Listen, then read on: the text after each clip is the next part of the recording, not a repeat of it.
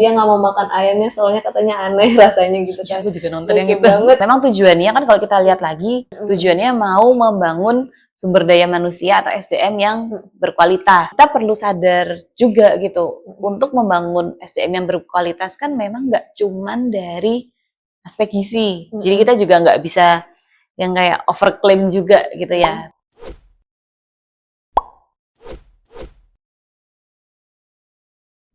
Halo Healthies, selamat datang di podcast Optimal Health. Nah, di sini di episode kali ini kita akan membahas mengenai program makan bergizi gratis atau MBG. Dan aku kali ini nggak sendiri, ada Kak Audi di samping aku. Halo Kak Audi. Halo Sarah, halo teman-teman semua. Oke, Kak Audi ini merupakan nutrisionis di Diet Partner ya, Ya. Kak?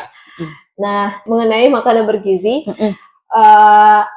saat ini tuh lagi banyak banget isu mengenai makanan bergizi ya, Kak. Yang di sekolah-sekolah, sekarang tuh aku lebih sering dengernya tuh di SD. Kalau dari sudut pandang nutrisionis, bagaimana sih, Kak, menu lengkap untuk anak-anak yang sedang bersekolah, misalkan SD, itu yang baik menunya tuh apa aja gitu? Iya, jadi sebenarnya kalau kita bicara tentang makan siang atau makan secara umum gitu ya teman-teman, yang baik dan benar itu pasti harus mengandung makronutrien atau karbohidrat, protein, lemak, dan juga mikronutrien yaitu vitamin dan mineral.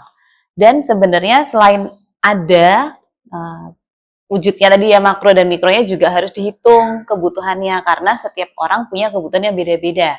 Tapi karena di sini konteksnya kita adalah program makan siang yang di sekolah-sekolah, jadi diasumsikan ya dalam satu kelas atau satu angkatan gitu kan usianya relatif sama, terus juga aktivitasnya sama, jadi kita bisa anggap mestinya satu porsi itu sudah mewakili dari sebagian kebutuhan harian anak-anak. Karena kan mereka juga ada makan pagi, masih ada makan malam, dan tidak menutup kemungkinan ada cemilan atau snack di sela-sela mereka, aktivitas dalam seharian itu.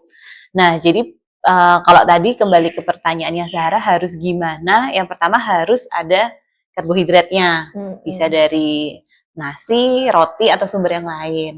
Harus ada proteinnya, atau yang secara sederhana biasanya kita bilang lauk gitu ya. Mau protein hewani, protein nabati, boleh. Kalau bisa ada dua-duanya juga lebih baik lagi. Dan tetap ada unsur lemak. Cuman memang jangan kebanyakan. Makanya di sini diolah misalnya ada satu lauk yang digoreng, terus lainnya tumis atau sayur rebus atau lalapan gitu juga oke gitu, karena kita tetap butuh lemak. Dan tadi sayur dan buah juga tidak bisa diabaikan gitu ya, karena kan mereka juga sumber serat, vitamin dan mineral. Dan kalau aku lihat di beberapa menu paketannya gitu kan ada juga yang memberikan susu. Nah, susu juga bisa dipakai sebagai sumber protein hewani maupun karena susu itu seringnya difortifikasi vitamin mineral juga bisa jadi sumber vitamin dan mineral. Gitu. Berarti untuk aktualnya ya, untuk keseluruhannya itu penting juga karbohidrat, lemak, dan proteinnya juga harus ada gitu ya. Iya. Tapi apa sih yang membuat makan siang itu penting ya, Kak? Ya? Padahal yang aku lihat di real life-nya itu pagi-pagi tuh anak-anak malah jarang sarapan. Iya. Nah, lebih seringnya tuh mereka jajan di siang pas istirahat karena paginya tuh nggak sempat makan. Nah, itu menurut Kak Audi gimana tuh? Ya. Ada sangkut pautnya nggak? Nah, sebenarnya kalau dibilang ada sangkut pautnya atau enggak, itu ada. Karena aku pernah baca juga jadi penelitian di luar negeri sih ya memang. Jadi mereka tuh melihat anak-anak, anak usia sekolah lah, itu yang mereka terbiasa untuk sarapan atau makan pagi, itu biasanya memiliki status gizi yang lebih baik. Nah, lebih baiknya di sini maksudnya pas gitu ya, nggak sampai kegemukan juga. Jadi emang dalam status gizi yang pas, yang baik, yang ideal. Lalu ternyata mereka yang terbiasa untuk sarapan itu juga memiliki kemampuan belajar yang lebih baik, jadi bisa lebih fokus, terus ternyata daya tangkapnya juga lebih baik. Itu nanti secara jangka panjang kita bisa lihatnya dari prestasi di sekolah gitu ya. Nah, jadi dari situ sebenarnya kita tahu kalau sarapan penting banget. Cuman memang dalam hal ini kita juga sadar nyiapin makanan dalam jumlah besar ya untuk didistribusikan ke sekolah, pesantren atau ya boarding sekolah lainnya itu kan butuh waktu, butuh jarak tempuh. Makanya wajar kalau mengejar menu sarapan itu juga nggak keburu atau nggak visible untuk dilakukan. Pun kalau misalnya mau sarapan di sekolah berarti masuk sekolahnya jadi pagi banget atau mulai belajarnya siang banget itu kan jadi berdampak ya ke semuanya. Jadi kalau dalam hal ini bisanya di waktu makan siang oke, nggak apa-apa. Cuman berarti masih ada tanggung jawab orang tua untuk memberikan sarapan bagi anak-anaknya. Jadi perlu diperhatikan juga. Biarpun sadar nanti siang dapat makanan di sekolah, tapi itu tidak bisa menggantikan waktu sarapan atau porsi sarapan, Zah. Karena kan anggaplah kita sehari makan 3 kali tanpa cemilan misalnya ya. Kan berarti kebutuhan kita dibagi 3, sehari ada sepertiga dan sepertiga tuh. Kalau satu hilang ya nggak bisa digantiin juga. Jadi memang ya sarapannya itu harus, dan di konteks ini kita adanya di waktu siang, ya berarti tetap harus diperhatikan. Dan mungkin juga sambil penyelenggara acara makannya ini sadar mungkin masih ada anak-anak yang nggak sempat sarapan atau sempat sarapan tapi ya makanannya sesempatnya lah kayak ala kadarnya aja. Jadi waktu siang ini bisa disupport dengan lebih baik untuk ya membantu menutupi celah ya dari sarapan tadi. Kalau dari ini ya Kak, dari yang pernah aku baca tuh di penelitian, karbohidrat yang kita konsumsi di siang hari itu justru buat kita lebih ngantuk gitu ya, lebih cepat ngantuk. Jadi gimana tuh baiknya kalau untuk makan siang ya? Apakah apakah kadar karbohidratnya dikurangi, kemudian lebih banyak di protein atau serat kah atau gimana kalau menurut Kakak? Ya, jadi kalau menurut aku teman-teman, pertama karbohidrat itu tetap harus ada. Jadi intinya awal itu ada dulu, tapi jumlahnya itu tadi yang seperti Sarah bilang juga perlu diperhitungkan. Aku ya, jadi kita akan bahas jumlahnya sama pemilihan sumbernya. Yang pertama jumlahnya juga cukup gitu, karena biar gimana pun juga karbohidrat itu kan sumber utama untuk energi di badan kita. Jadi misal paling gampangnya nasi, di situ yang ada ya oke gitu, tetap ada nasi, kira-kira di 3/4 sampai 1 centong ya, karena kan tergantung ya anak SD sampai anak SMA kan kapasitas perutnya beda-beda tuh. Dan cowok sama cewek juga. Itu juga beda-beda. Terus sebaiknya berikan karbohidrat kompleks. Jadi di sini maksudnya yang tinggi serat, jadi strukturnya juga lebih padat. Karena contoh kalau misalnya kita minum es teh manis gitu, kan dia pakai gula banyak. Karbohidratnya ada, tapi karena karbohidrat yang dari gula pasir itu bentuknya sederhana, kan cepat diserap oleh tubuh.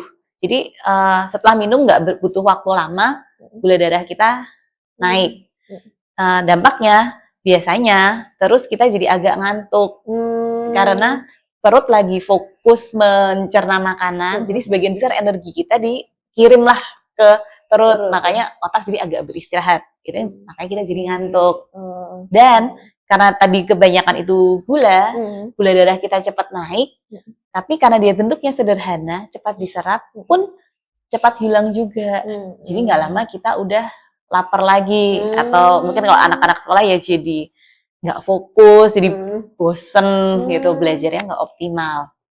Makanya tadi kenapa aku menyarankan sebaiknya karbohidratnya itu kompleks, itu biar karbohidrat itu dicerna secara bertahap, jadi nggak sampai bikin tiba-tiba gula darah melonjak terus hilang gitu, tapi ada sedikit-sedikit gitu. Jadi selama kan mereka masih belajar nih, misal sampai jam 12 atau kadang kalau sekolahnya agak siang bisa sampai jam 2 gitu ya. Nah, masih ada energi secara kontinu gitu, ada yang dilepas hasil pencernaan tuh bisa menjadi sumber tenaga mereka untuk belajar atau untuk ekskul misalnya setelah itu. Tapi balik lagi, emang nggak boleh kebanyakan juga, tetap porsi protein ya sebaiknya cukup banyak gitu, karena protein juga bisa jadi sumber energi yang baik gitu untuk anak-anak. Pun serat dari sayur dan buah. Jadi memang kalau kita rangkum secara utuh gitu, memang semuanya itu harus ada dalam jumlah yang sesuai gitu. Jadi terlalu banyak dia juga nggak baik. Jadi protein baik, tapi protein semua gitu juga ya nggak pas juga. Karena kita tetap butuh karbohidrat yang lebih cepat dan mudah dicerna menjadi energi dibandingkan protein, biar ya anak-anak itu bisa setelah makan siang, setelah istirahat bisa lanjut belajar tuh udah terisi gitu tenaganya. Oke. Nah, aku mau bahas karbohidrat lagi nih. Karbohidrat.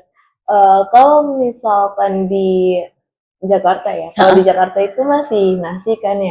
Tapi aku pernah lihat di kota-kota lain tuh bukan nasi, tapi singkong atau ubi dan lain-lain. Nah, kalau menurut kakak dari efek untuk anak-anaknya itu sama aja kah atau gimana? Ya, Atau lebih baik ubi-ubian? Nah, sebenarnya pertama karena ini kita dalam konteksnya program pemerintah gitu ya, jadi pasti juga ada biaya yang diperhitungkan. Aku setuju banget kalau misalnya di suatu daerah itu sumber karbohidratnya bukan beras, jadi bukan nasi, ya nggak apa-apa. Karena ketika misalnya di suatu daerah itu sumber utama karbohidratnya adalah jagung atau ubi, terus dicarikan nasi, itu kan berarti kayak mendatangkan beras ke satu tempat, itu kan juga butuh biaya yang mungkin lebih besar dibandingkan langsung alokasi dana yang ada untuk membeli jagung atau ubi di daerah itu gitu. Jadi biar cost-nya untuk makan siang ini kan juga pas gitu ya, bisa dialokasikan lah buat yang benar-benar perlu. Dan dari segi kualitas makanannya sebenarnya kayak jagung, ubi atau kacang-kacangan gitu ya, itu kan termasuk karbohidrat kompleks. Itu malah bagus karena dia gulanya rendah dan sebenarnya dia juga mengandung ya karena gula rendah, seratnya tinggi, vitamin mineral. Bisa membantu memenuhi kebutuhan vitamin mineral juga gitu. Jadi kalau bisa ya udah manfaatkan aja sumber karbohidrat, pun berlaku juga ya buat sumber protein, sumber lemak, atau bisa menggunakan sayur buah yang memang banyak tersedia di suatu daerah. Itu kan sekalian juga bisa ngajarin anak-anak untuk dia lebih terbiasa, lebih suka sayur dan terbiasa dengan yang ada. Iya, misalnya contoh ya, misalnya di satu daerah gitu kebanyak orang tuanya rata-rata adalah petani jagung misalnya. Terus untuk makan siang dibiasakan dikasihnya nasi putih. Padahal sehari-hari di rumah mungkin mereka makan nasi jagung atau jagung rebus. Itu kan jadi kayak agak nggak match aja gitu. Biarlah dengan pola makan di daerah itu, sesuai dengan kebiasaan. Sesuai dengan kebiasaan mereka dan juga mungkin ya. Iya, dan kalau misalnya program makan siangnya ini mau jadi kayak contoh kalau makan tuh kayak gini, kayak gitu ya. Nah, terus sementara bahan makanan yang ada agak jarang atau mungkin nggak terlalu suka anak-anaknya karena nggak terbiasa kan, jadinya tujuannya untuk memberi asupan gizi jadi kurang optimal pemenuhannya.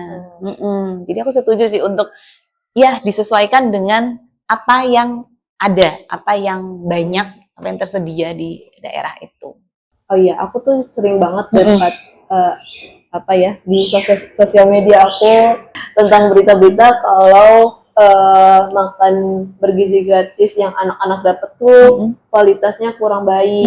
Ada yang nggak pengen makan ayam. Aku baca baru kemarin dia nggak mau makan ayamnya soalnya katanya aneh rasanya gitu kan. Aku juga nonton yang itu banget. Ini ya kakak juga ya. Itu tapi berarti aku melihat dari segi kualitas juga perlu diperhatikan ya, kayak apa sih yang apa jadi kebutuhan utama dalam menyiapkan makanan?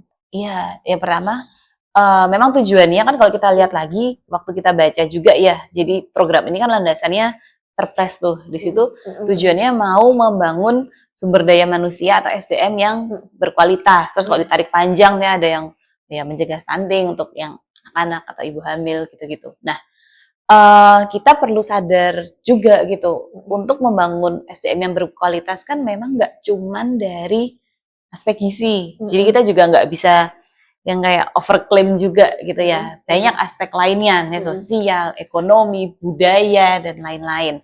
Tapi kita fokusnya di sini karena konteksnya adalah makan siang, berarti dua aspek utama gitu yang bisa kita ambil kan memang dari kualitas gizinya dan juga kebersihannya, higienitasnya. Kalau aku lihat dari berita-berita itu, ya memang masih ditemukan beberapa hal, ya misalnya kurang bersih, atau mungkin ya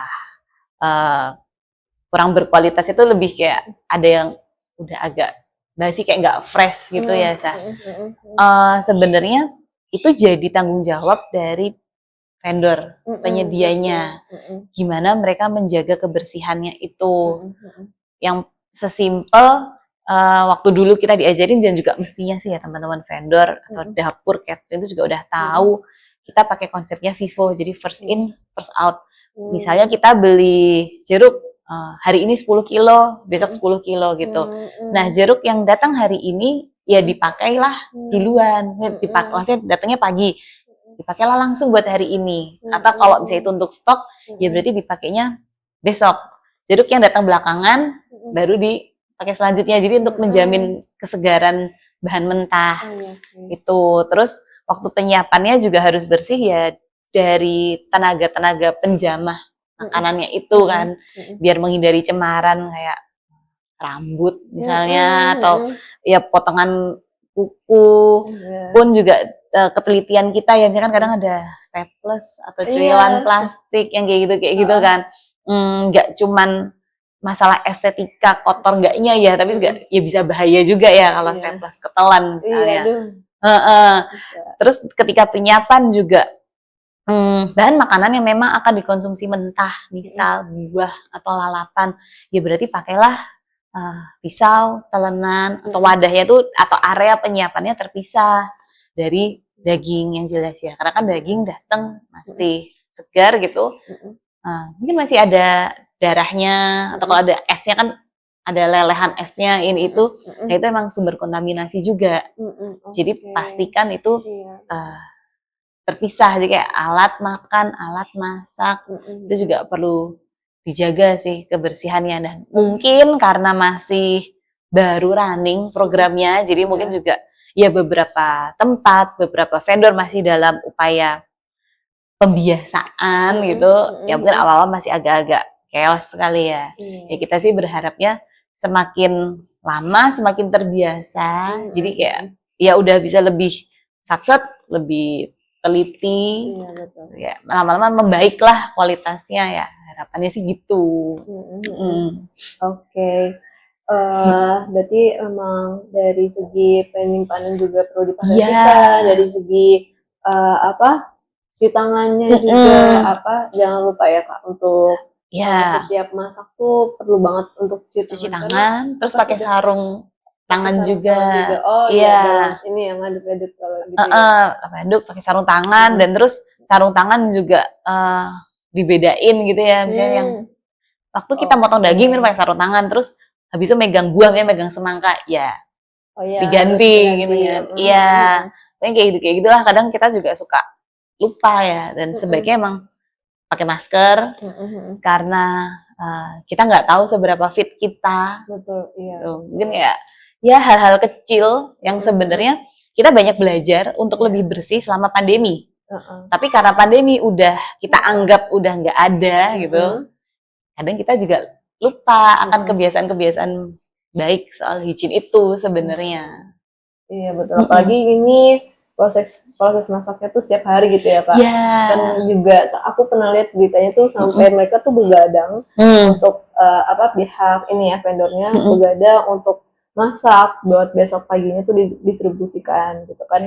Mungkin dari itunya juga masih belum tersusun rapi, mungkin bisa perbaikan untuk kedepannya gitu kan ya Kak. Iya gitu. Yang penting sih dibiasain aja gitu karena ya disadari memang masak di tempat yang banyak kompornya itu kan panas, gerah gitu ya. Terus awal-awal mungkin 5-10 menit masih betah, tapi kalau habis kita break misalnya nih, kita break bentar kita ke toilet kan pasti dilepas lah itu masker, tutup kepala. Waktu balik kadang orang juga udah lupa nggak dipakai lagi gitu kan. Nah, yang kebiasaan-kebiasaan kayak SOP kecil itu sih yang benar-benar perlu dijagain buat ya memastikan apa yang sudah direncanakan, saya udah disusun lah menunya, itu bisa benar-benar terdeliver dengan baik. Karena misalnya sebaik-baiknya si ayam itu udah dihitung porsiannya, tapi kalau basi kan nggak dimakan juga. Sayang, satu food waste jelas.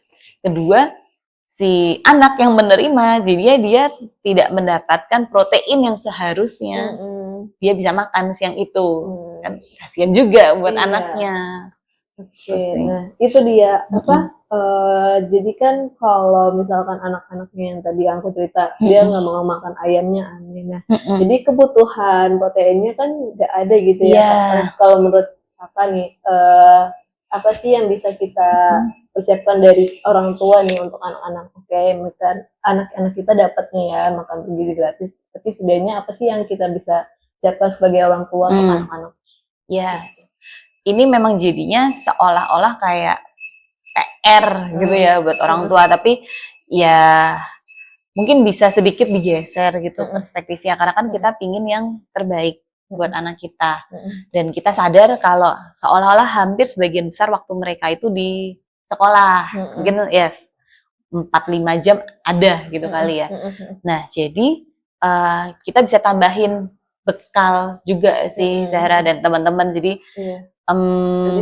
antisipasi iya, bukannya nggak percaya nih, tapi kalau misalnya pas kebetulan satu kurang fresh, dua sebenarnya fresh, oke, enak, tapi kebetulan anak kita nggak suka atau ada alergi, nah bisa dibawain lauk tambahan sih, karena contohnya misalnya dikasih menunya itu pas hari itu ikan tongkol goreng gitu.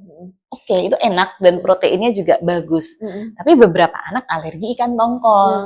Nah, jadi misalnya orang tua bisa dengan tambahin deh, misalnya disanguin telur dadar, telur ceplok misalnya, atau kalau misalnya repot banget ya, telur rebus atau apa deh sumber protein yang atau lauk lain yang kita tahu anak kita tuh suka, dia bisa makan, jadi ya nggak ada alergi atau hambatan-hambatan tertentu, dan yang pasti juga nggak nyusahin, sesimpel karena pagi sarapan misalnya, ya sebagian lauk sarapan tuh disisihin, dikemas untuk dibawa ke sekolah, itu bisa, atau ya kalau yang repot banget mau yang ready to eat atau ready to drink, ya bisa dibawain ya susu UHT atau biskuit atau roti gitu.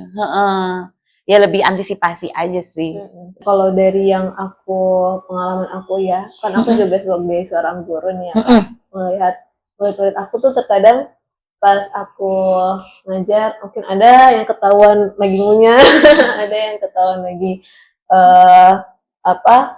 ada juga yang ketahuan lagi tidur. Nah apa sih yang bisa jadwal makannya tuh yang sesuai tuh yang pas untuk anak-anak sekolah itu jam berapa ya Kak? Karena aku lihat kayak aduh kasihan banget ini yang ketiduran, apa dia lemas belum sarapan. Nah itu gimana kalau menurut Aldi? Nah jadi tuh biasanya rata-rata lambung itu butuh waktu untuk mengosongkan 3-4 jam. Kita anggap dulu deh dari pagi di rumah gitu ya. Mungkin mereka sarapan sekitar jam 6:30, ya mungkin jam 6 sampai 6:40 gitu ya kan sarapan, terus berangkat ke sekolah. Jujur karena aku udah lulus lama, aku nggak tahu nih sekarang sekolah mulai jam berapa. Tapi kalau dulu sih aku SD aku masuk jam 7. Iya, sama aku. Masih. Kadang kan ada beberapa tuh sekolah kayak agak siang gitu. Nah, anggapnya masuk jam 7. Jadi kan ya mereka berarti mestinya sarapan tuh selesai di jam 6:30 waktu di rumah gitu ya. Terus kosong kan, berarti perutnya sekitar 4 jam. Makanya kadang dulu ada yang namanya istirahat Iya, pertama. ada istirahat Heeh. pertama. Masih ada kok, Kak. Masih ada, Jam oke. 10 kalau nggak Kelihatan salah. usianya. Nah, itu kan berarti kan sekitar jam setengah 10, jam 10. Mm-mm. Itu pas. Itu pas Oke, ya. iya, Oke. bisa buat ngasih waktu Mm-mm. ngemil lah, mungkin nggak nyampe yang makan besar gitu ya. Mm-mm. Dan terus habis itu kalau yang bisa masih kelas kecil gitu ya, Hmm. kelas 1, 2, 3 kan habis itu pulang. Hmm. Jadi oke, itu bisa dilanjutkan dengan makan siang di rumah. Tapi untuk kakak-kakaknya yang kayak SD kelas 5, 6 atau SMP, SMA kan bahkan Iya. bisa sampai siang tuh Iya. di luar ekskul. Iya. Makanya terus ada istirahat kedua yang mendekati jam makan siang. Iya, Itu ganti jam pas. 12 ya. Karena kan kalau kita lihat misalnya oke lah kosong perutnya udah 4 jam. Tapi karena waktu istirahat pertama di jam 10-an itu juga nggak sempat makan besar karena emang waktunya terbatas. Ya makanya diestimasikan sekitar 2 jaman kemudian perutnya udah kosong gitu. Makanya bisa makan siang dan bisa kan waktunya lebih panjang. Bisa untuk makan emang dalam porsi yang proper gitu ya, kayak nasi atau sumber karbohidrat lainnya dan lauk yang lengkap. Dah setelah itu mereka lanjutlah beraktivitas dan ekskul. Jadi kalau aku lihat dengan jadwal sekolah, kapan ngasih waktu istirahat itu udah bener. Tinggal gimana kita memanfaatkan waktu itu sebaik-baiknya sih. Gitu. Oke, dan juga penting sebenarnya aku nggak tahu ya apakah di sekolah itu udah langsung dikasih tahu oh menunya hari ini, menunya hari itu hari besoknya gimana. Nah, mungkin kalau misalkan dari anak-anak yang nggak suka, jadi kan mereka orang tuanya bisa ngasih bekal yang lauk lain gitu ya. Kepikirannya sih gitu sih, karena contoh ya sesimpel telur rebus. Mungkin nggak semua orang suka ya, aku juga lupa sih waktu kecil suka nggak, kayaknya ya bisa gitu. Telur rebus relatif awet juga, jadi misalnya oh makan siangnya hari ini jadi telur rebusnya nggak usah dimakan, kamu dibawa pulang masih bisa gitu kan, dimakanlah nanti bareng-bareng sama orang di rumah misalnya. Jadi cari lauk tambahannya tuh yang praktis aja. Dan karena masih usia pertumbuhan juga, kita sadar betul makanan yang sehat, tapi kalau nggak enak, anak-anak nggak mau. Jadi boleh kok dikasih bumbu gitu kan, kadang dia mau bawa kecap saset atau sambal saset gitu, atau kan kadang ada beberapa yang nambahin tuh abon atau kayak furikake gitu, biar rasanya lebih gurih, lebih enak. Nggak apa-apa juga gitu. Bener sih, alternatif ya Kak ya? Bisa alternatif atau mau yang lebih praktis lagi ya jadi bisa bawa lah susu. Jadi kan kalau hari itu butuh bisa diminum, kalau enggak masih bisa disimpan buat bekal besok. Gitu sih sebenarnya. Ya gimana kita kayak nyari-nyari celah aja sih. Apa nih yang anakku suka gitu ya. Oke, selanjutnya aku mau tanya mengenai PPN ya Kak. Di negara kita memang lagi booming-boomingnya PPN naik dan 12 ya. Itu jujur membuat tekanan banget. Tapi kalau di negara-negara lain tuh juga aku lihat masih rendah PPN-nya kan ya Kak. Gitu. Nah kalau menurut Kakak apa sih pengaruhnya PPN itu dengan makanan yang diberikan ke anak-anak gitu? Iya. Nah, jadi tadi ya, ini emang jujur masih agak bingung sebenarnya PPN kita per 2025 itu jadi berapa. Karena kan ada yang bilang di luar barang mewah yang fix udah 12% gitu ya. Kan ada yang bilang sebenarnya 12%, tapi perhitungannya yang 11/12 itu. Ada yang tetap 11, jadi seolah-olah harga tidak naik. Tapi ya beberapa produk juga sudah mulai menaikkan, biarpun itu tidak masuk kategori barang mewah, tapi jadi 12%. Pokoknya intinya sekarang kita bingung lah sama pajak kita, PPN ini. Tapi yang aku tahu untuk makanan, jadi baik itu makanan basah seperti yang ada di rumah makan atau catering, maupun makanan instan atau makanan olahan yang bisa kita temukan entah itu di e-commerce atau di supermarket, tuh ya PPN-nya sama gitu. Di luar kalau untuk restoran jadi ada pajak layanan ya, tapi untuk pengenaan makanannya sama-sama aja dibandingkan dengan benda-benda lain. Jadi kayak misalnya beli minyak goreng di supermarket PPN-nya anggap sekarang 11% ya, atau 12 deh biasa 12%. Ketika kita beli HP gitu kan juga ya HP yang tidak mewah ya tentunya ya udah oke 12% sama. Nah, tapi di beberapa negara itu memang ada yang memberikan pajak untuk makanan lebih rendah dibandingkan untuk goods atau barang-barang lainnya. Itu jujur aku nggak tahu persis kenapanya. Tapi kalau bisa diduga, bisa jadi itu kembali lagi nih ke strategi pemerintah. Jadi peningkatan itu. iya, mungkin mereka memberikan pajak yang lebih rendah untuk makanan agar lebih terjangkau bagi masyarakat. Jadi pemenuhan kebutuhan hariannya juga lebih optimal, dianggapnya dalam jangka panjang masyarakatnya juga bisa lebih sehat, bisa bekerja lebih baik. Jadi kan terus perputaran ekonomi di negara itu lebih lancar gitu ya. Dan aman gitu ya, gak banyak yang sakit. Iya, pun kalau misalnya ada beberapa negara yang membuat pajak untuk makanan itu lumayan tinggi, misalnya, ya bisa juga karena mereka melihatnya berarti karena makanan itu adalah hal penting, kayak setiap hari dikonsumsi, itu memastikan tentu ya pajak untuk income negara. Jadi ada pemasukan, tinggal ya nantinya gimana itu pemerintah menggunakan uang kita kan, entah beneran untuk peningkatan sumber daya manusia atau hilang di tengah jalan, kan kita nggak tahu. Jadi sebenarnya besar kecilnya itu bisa diterima, penjelasan apapun itu oke, selama memang benar-benar dipakai sesuai peruntukannya gitu ya. Ya kalau di korupsi sih mau sebesar apapun pajak juga nggak akan cukup sih sebenarnya. Iya betul. Tapi sih aku sih lebih memandang kayak negara-negara maju tuh mereka maju karena sumber daya manusianya bagus, asupannya bagus, mereka jadi orang yang berilmu juga karena sumber kebutuhannya tuh terpenuhi gitu ya Kak. Kayak jadi, Jepang, aku lihat tuh mereka juga ada makan siang gratis ya, makan siang gratis. Jepang, Amerika. Banyak kok kayak di Swiss juga ada. Kayak negara-negara Skandinavia gitu kan. Dan beberapa mereka bilang, tapi di negara kita pajaknya besar loh, bisa sampai 30-an% misalnya, total ya. Iya, tapi ternyata mereka juga, ya tentu kalau kita ngomong pasti ada yang pro dan kontra ya. Cuman kalau secara umum, ketika pajak itu besar, tapi mereka melihat emang beneran untuk fasilitas di komunitas atau di negara itu, kerasa gitu, jadi ya emang rela bayar pajaknya besar, tapi misal fasilitas atau pelayanan di rumah sakit baik, kalau kita sakit asuransinya mengcover itu, BPJS. Nah kan jadinya kita juga lebih hidup itu lebih gitu, well-beingnya beneran terjaga dari situ. Kita bisa sering sesimpel kayak kita nggak bolos-bolos sekolah. Ya ini terlalu muluk lah. Jadi kita sekolahnya bener, dapat kerjaan bagus, kita kerjanya juga nggak jarang bolos.